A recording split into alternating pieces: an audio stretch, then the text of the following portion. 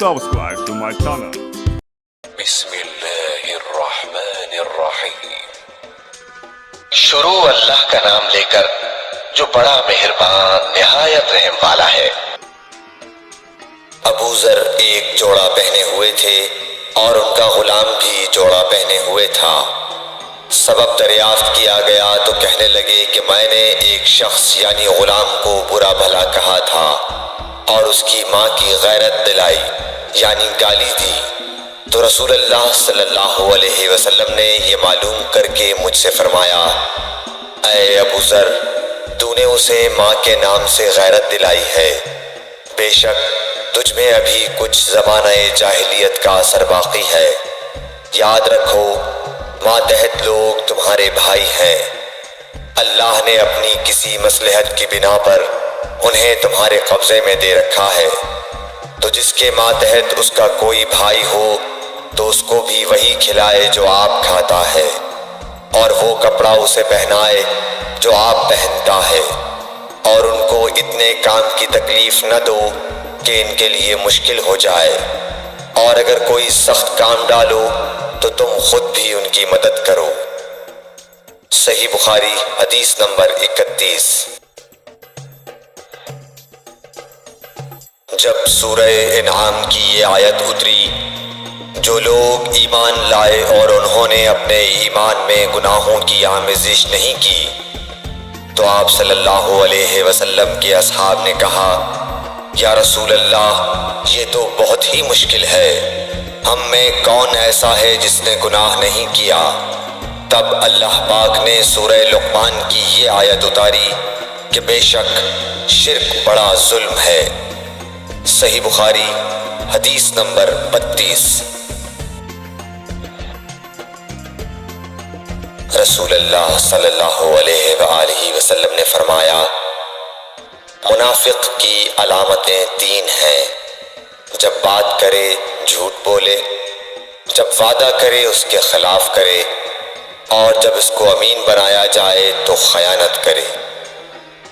صحیح بخاری حدیث نمبر 33۔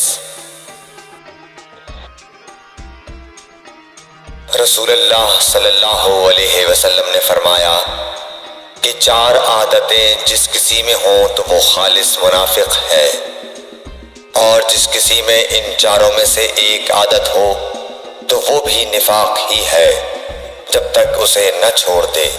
وہ یہ ہے، جب اسے امین بنایا جائے تو امانت میں خیانت کرے، اور بات کرتے وقت جھوٹ بولے، اور جب کسی سے عہد کرے تو اسے پورا نہ کرے، اور جب کسی سے لڑے تو گالیوں پر اتر آئے۔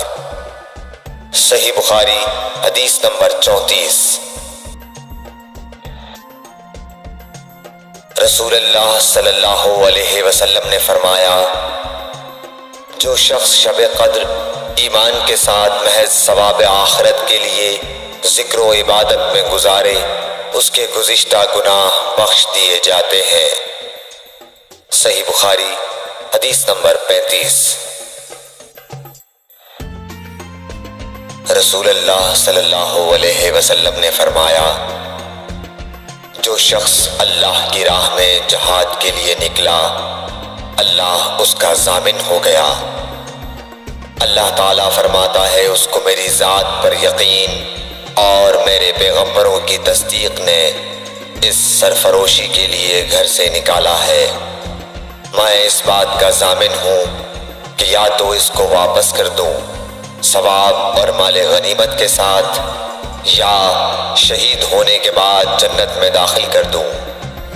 رسول اللہ صلی اللہ علیہ وسلم نے فرمایا، اور اگر میں اپنی امت پر اس کام کو دشوار نہ سمجھتا تو لشکر کا ساتھ نہ چھوڑتا، اور میری خواہش ہے کہ اللہ کی راہ میں مارا جاؤں، پھر زندہ کیا جاؤں، پھر مارا جاؤں، پھر زندہ کیا جاؤں، پھر مارا جاؤں۔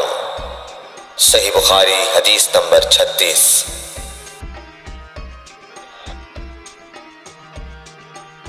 حضرت صلی اللہ علیہ وسلم نے فرمایا، جو کوئی رمضان میں راتوں کو ایمان رکھ کر اور ثواب کے لیے عبادت کرے اس کے اگلے گناہ بخش دیے جاتے ہیں۔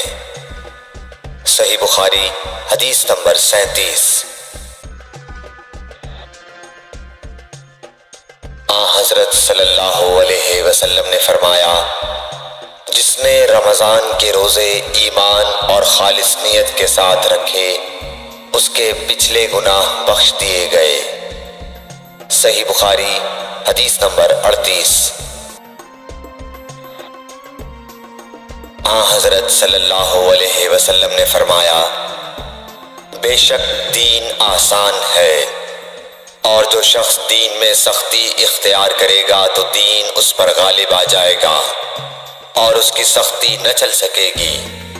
بس اس لیے اپنے عمل میں پختگی اختیار کرو اور جہاں تک ممکن ہو میانہ روی برتو، اور خوش ہو جاؤ کہ اس طرز عمل سے تم کو دارین کے فوائد حاصل ہوں گے، اور صبح اور دوپہر اور شام اور کسی قدر رات میں عبادت سے مدد حاصل کرو۔ نماز 5 وقتہ بھی مراد ہو سکتی ہے کہ پابندی سے ادا کرو۔ صحیح بخاری حدیث نمبر 39۔ رسول اللہ صلی اللہ علیہ وسلم جب مدینہ تشریف لائے تو پہلے اپنی نانہال اترے جو انصار تھے، اور وہاں آپ نے 16 یا 17 ماہ بیت المقدس کی طرف منہ کر کے نماز پڑھی، اور آپ کی خواہش تھی کہ آپ کا قبلہ بیت اللہ کی طرف ہو۔ جب بیت اللہ کی طرف نماز پڑھنے کا حکم ہو گیا تو سب سے پہلی نماز جو آپ نے بیت اللہ کی طرف پڑھی عصر کی نماز تھی۔ وہاں آپ صلی اللہ علیہ وسلم کے ساتھ لوگوں نے بھی نماز پڑھی۔ پھر آپ کے ساتھ نماز پڑھنے والوں سے ایک آدمی نکلا اور اس کا مسجد بنی حارثہ کی طرف گزر ہوا تو وہ لوگ رکوع میں تھے۔